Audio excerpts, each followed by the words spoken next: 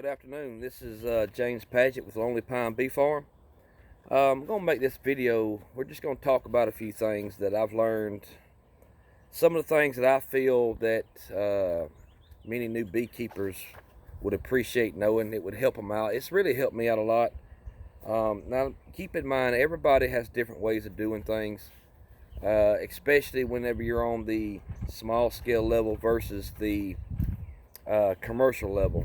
There's different ways of doing things. But anyway, I want to make this point right quick. I don't know if you can see right here behind me. That's the reason why this is called Lonely Pine Bee Farm. That is the only pine tree on this property. We own about 8.5 acres. We live out in the country, and that is the only pine tree on this property. And I was walking through the yard one day, and I actually seen that tree, and I'm like, hey, it's a lone pine. So that's why I called it Lonely Pine Bee Farm. But anyway, let's get to the point of the video. We're going to talk about a few different things here. We're doing this outside today because it's about 70 degrees. Wind's blowing just a little bit. It's an awesome day. We've got some bad weather coming in supposedly this afternoon. But anyway, splits. And there are many ways to do splits. You can do what they call a walk-away split. I mean, there's so much information out there on how to do splits. It really depends on what you're actually trying to accomplish. Swarming. You do splits to keep from your bees swarming.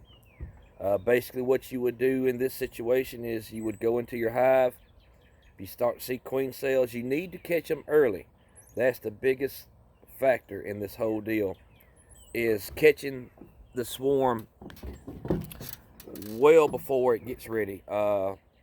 Usually once a queen cell is capped, in my experiences now, like I said, you got to keep this in mind. Everything that I'm telling you is from what I've learned over the last 4 or 5 years of beekeeping. Once a queen cell is capped, most of the time the hive is already done swarmed. So you really need to catch that swarm usually 6 to 8 days, maybe 9 days. I mean, it really depends. Everybody, all the professionals talk about a certain day, but I'm saying between 6 and 9 days that cell's going to be capped, and by then it's too late. The hive is probably done swarmed. So I usually, once I start seeing queen cups or a queen cell, I look inside of them. If I see bee bread and bee milk and a egg or larvae, whatever, if I see it in there, what I do is I pull the queen. I remove the old queen. Now, a lot of people say, well, you can take the cells out. You can do this. You can do that, which is true. You can actually remove all the cells. But in my opinion, and in my way of thinking, once them bees start making queen cells, they pretty much done got it in their mind they're going to swarm. So to guarantee that your bees will not swarm is to remove the queen. Basically what you're doing is you're making an artificial swarm. You're making the bees think they have done swarmed.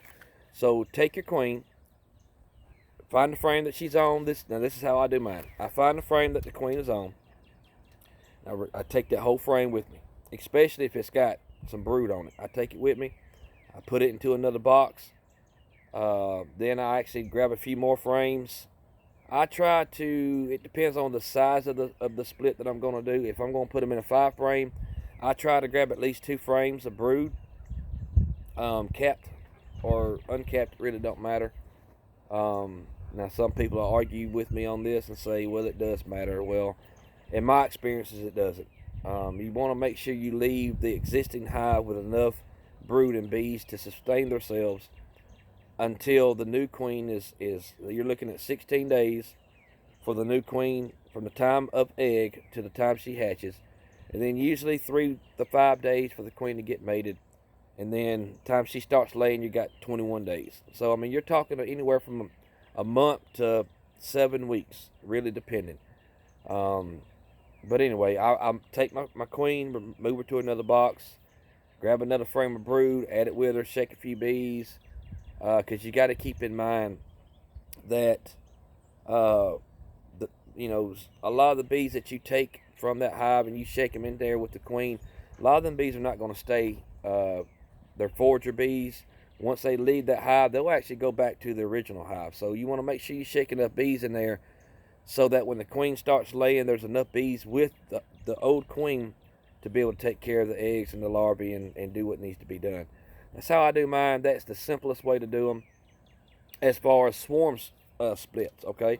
Now you have splits that you can actually, where you want to multiply your hives. You don't necessarily have to find the queen whenever you're going to do a split like this. Especially if you've got two boxes. What you would do is open the box up, make sure both boxes have eggs, larvae, brood, stuff like that. Now this is one of them iffy deals, because you got to make sure that both boxes actually have eggs, if not 1 day to 2 day at the latest, old larvae. Because what you're going to do here is you're going to take them two boxes and separate them. Don't have to find the queen, because of the fact that she's in one of the boxes. So that's why you got to make sure that both boxes. Now, if you open up one box and you notice that it's got a lot of eggs and larvae, young larvae, like 1 day old, 2 day old, and the other box don't, then what you do is you pull one frame from one box that's got all the eggs and larvae. Make sure the queen's not on it. Because I always like moving the queen. I don't know why, but you don't necessarily have to make sure the queen's on it, but you do want to make sure. Well, actually, you do. Yes, you do. I'm sorry. I don't want to tell you no lie. You got to make sure that the queen is not on that frame, because what you're doing is you're going to take that frame, put it into your other box for that box to raise the queen. So either way, I mean, you just, like I said, it's one of them trial error deals. So just make sure both boxes have got at least some eggs in it. That's the best way to do it. That gives you 3 days, 2 to 3 days, for them bees to realize that we're queenless.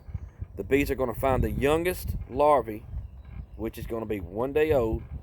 They might even say, hey, we got eggs that's fixing to hatch. Let's just wait a day. They might even do that. And then just make you two hives. Take one box, slide it over to another stand somewhere, move it to another yard, and let that hive make its own queen. I mean, you can do this, especially if you've got a real strong hive that you can afford to. You can make 3, even 4 splits, however you want to do it. The best time to do these splits, in my opinion, is early spring.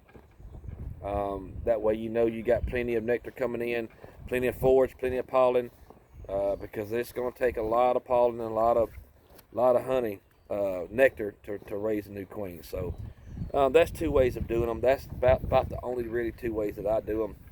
So, but anyway, all right, let's get to another subject. How to tell if your bees need more room. Now, a lot of people want to say, okay, what it is you open it up, you look at the top of the frames. If you're running 8 frame boxes and 6 of the frames are full of bees on both sides, they need more room. In my opinion, that's not necessarily 100% accurate, because I have done that before. So, well, you know what? There's 6 frames filled up with 8 frames. I mean, I'm going to add a box. And the bees never moved into the upper box. It took forever for them to move to that upper box. They didn't want to draw out comb. They didn't even start doing anything with the upper box. So, and then when you do that, when you give the bees more space than they need as far as comb and frames and stuff like that, you run a high risk of wax moths and hive beetles infestation, because of the fact that you've got more comb in there than the bees can handle. And if they can't handle all that comb, it's just a waste. So what I do is, if I think they need more room, and I pretty much do this on all my hives, I run 8 frame deeps on my brood chambers. What I will do is the upper box, no matter what it is, except for my honey boxes, I'm talking about brood boxes here. My upper brood box, I will leave out at least one frame, sometimes two or three.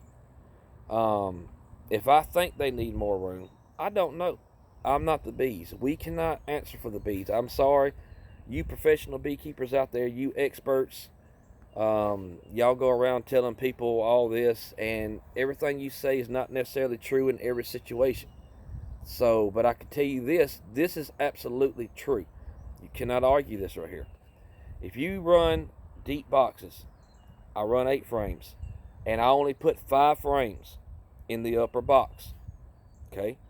And the bees don't need more room, then you will never see new comb being drawn. You can do it this way. You can just put an empty box up there. You don't even have to put any comb in that upper box. If you're not sure if they need more room, just put an empty box up there. Put an empty box on top. Put an inner cover on there, and I promise you, them bees will let you know when they need that room. You go out there about once a week, once every 2 weeks, however you want to do it. I wouldn't go no 2 or 3 months because you're going to end up having a mess.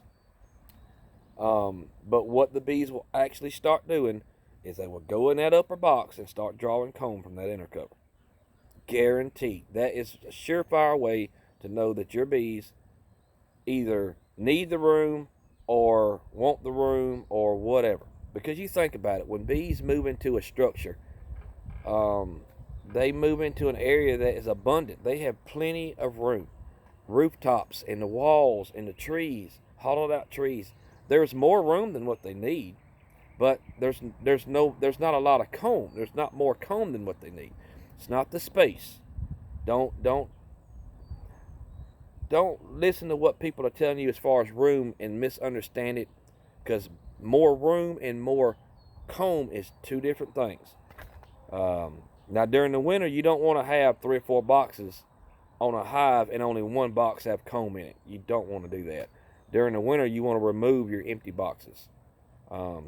If you've only got 1 or 2 frames in an upper box and you're going into the winter, just remove it. Just take them 2 frames, put them in a freezer somewhere. If they've got pollen and honey, whatever, shake the bees off. If there's no eggs, no brood, no nothing in it, and put them in the freezer, save them till next year. It's not going to hurt nothing. So, but that's a surefire way to know that your bees need more room. And then what you could do is when they do start drawing comb from that inner cover, just take it and just cut the comb off the inner cover, stick it inside of a frame, rubber band it up, stick the frame back into the hive. The bees will finish drawing it out. They will stick that comb to that frame. It's so easy, people. The third thing I want to talk about. Do bees really need a lot of ventilation? I do not run screen bottom boards. I don't believe that it's helpful. I'm not saying it hurts, but I don't believe it's helpful. For the simple fact of when bees, wild bees, when they move into a structure, the bottom's not open. When they move into a wall, when they move into a roof, when they move into a tree, it's not open. And most of the time, the hole that they're going in is no bigger than a quarter. You know, sometimes it might be bigger than that, but I mean, it's not. Bees ain't gonna go into a structure that's got a 12-inch hole. It's hard for them to defend that. So they usually go into places that have small holes, don't have a lot of openings because of the fact that that's just more they have to defend. So now, don't get me wrong. Now, if you want to run screen bottom boards, that's perfectly fine. I'm gonna add some pictures to this video of what I'm talking about. My inner covers are 3.5 inches deep. I use them inner covers so I can put hive top feeders in there. They're about 8-9 inches around. They're about 2.5-3 inches tall, so it gives me plenty of room to set the feeder in there. The center hole in my inner covers, the feeder sits down in that hole. I'm actually able to take the lid off, fill it up with sugar water without the bees coming out, put the lid back on. They're so simple. You can get them from Barnyard Bees. That's where I buy mine from. Give them a call, pick them up, man. Them feeders are awesome. You don't have to open the hive up. You can feed year-round. Spring, summer, and fall, it doesn't matter. The winter, early spring, late winter, it doesn't matter. If you decide you want to feed, you can feed your bees without ever opening up your hive. You can get them from Amazon. I don't know how great they are, but I've had real good luck with mine. Keep them out of the sun because they're plastic and eventually they will crack and break. But anyway, I've got some that's about 4 years old now. They're great. But like I said, what I do is I drill two 1-inch holes in the front of my inner cover, and I use screen and cover it up where can't nothing get in, can't get nothing get out. And I've noticed on majority of my hives, even in the spring and the summer when it's hot, it's 90 degrees, it's 100 degrees, the bees will actually propolize that screen shut, which tells me that they've got too much ventilation. I do not run screen bottom boards. My bottom boards are solid with a 3/8 inch opening at the bottom all the way across. And I still notice that the bees will propolize that screen. That's the upper in the upper area that allows the air to go out the hive. They propolize it, so it's kind of telling me that they want less ventilation instead of more ventilation. Pretty much all my inner covers that I've used over the last couple of years. Now my new ones that I made last year, they hadn't done it yet because they hadn't really used them a whole lot. But all my old inner covers are the same way. They're propolizing the screen on the front of the hive at the top, which is telling me they don't need that much ventilation. So, not telling you to do it, not telling you not to do it. This is just me and my learning, how I've learned to do things and what I've noticed of my bees. So, no, I do not run screen bottom boards. Do what you want to do. That's all up to you. All right, how to boost a weak hive. There is multiple ways of doing this.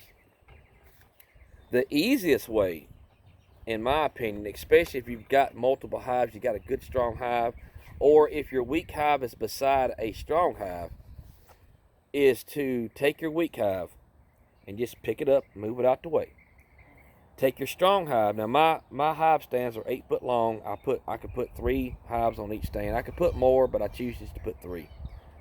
You remove your weak hive and either pick your good hive up or just slide it over to where the weak hive location was at, and then take your weak hive, put it where your strong hive location is at.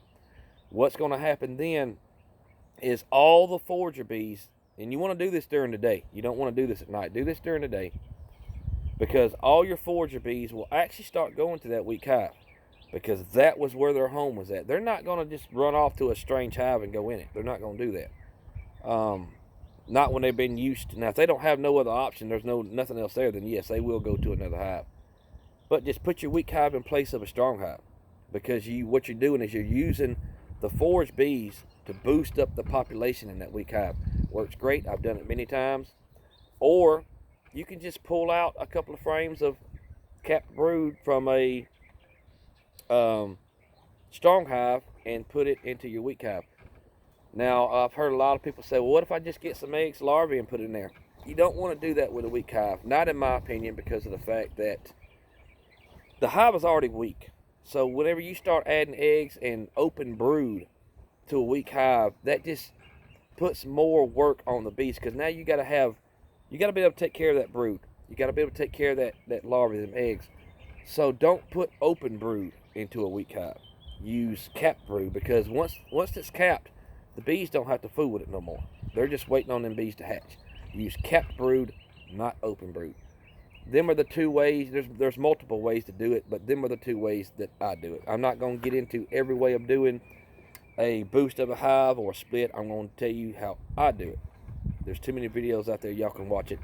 But like I said, I'm a newbie beekeeper, a rookie. So I'm telling you things that I've learned over the last 3 or 4 years that have really helped me.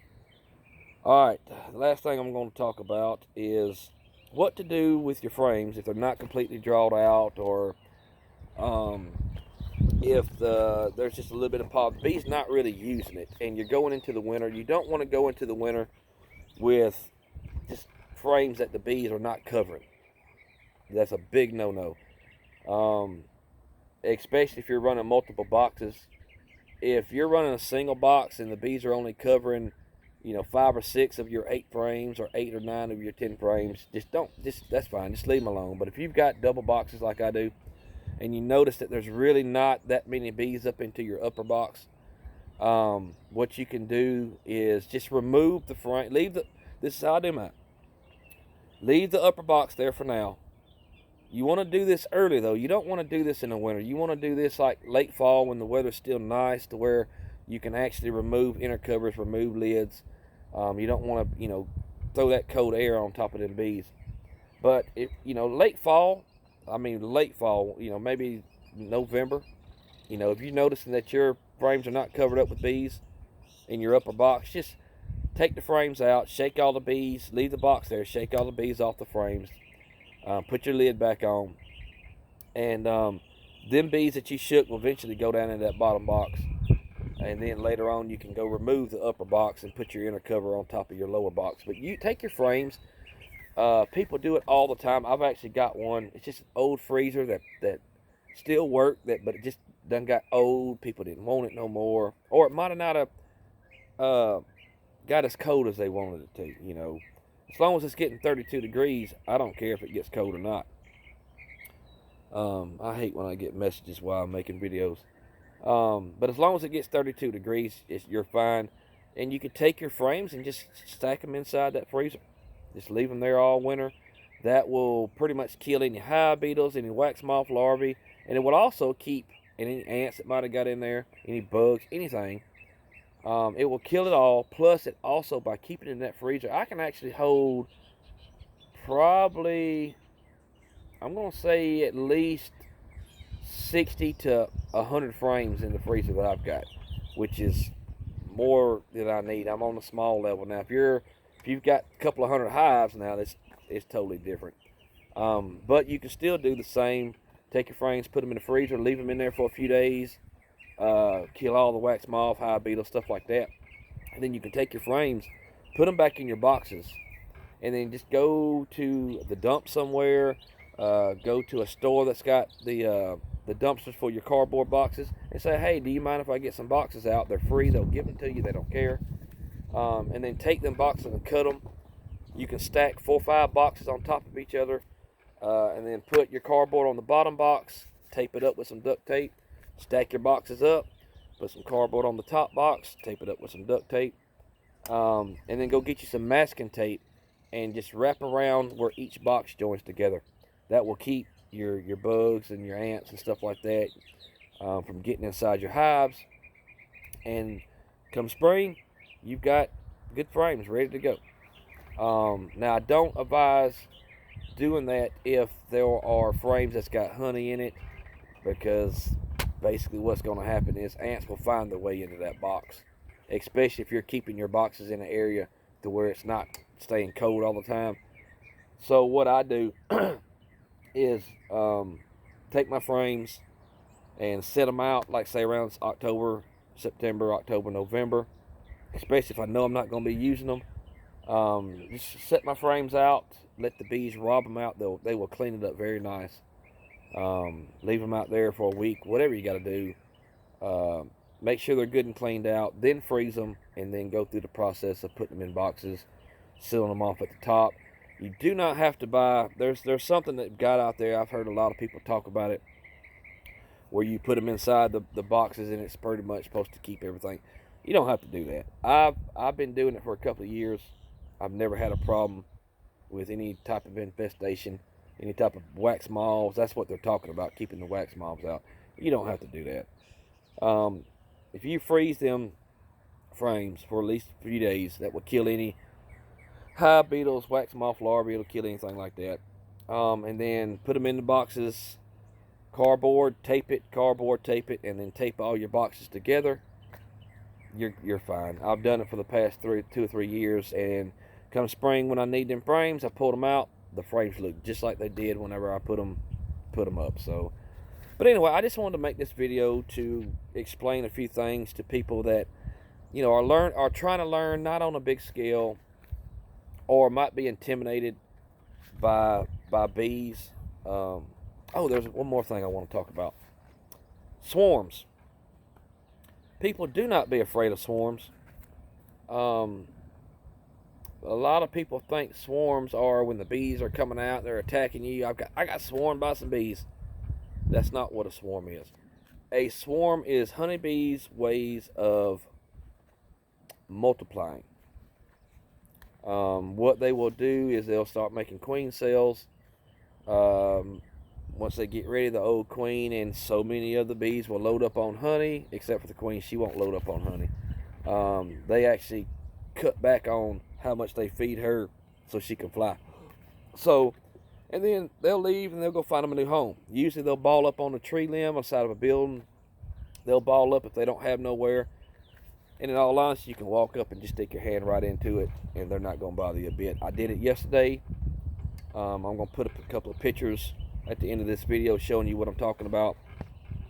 I was out there. All I had on was my rubber gloves, just so I wouldn't take a sting to the hand. Because if you go into a ball, and you squish one, they're going to sting you.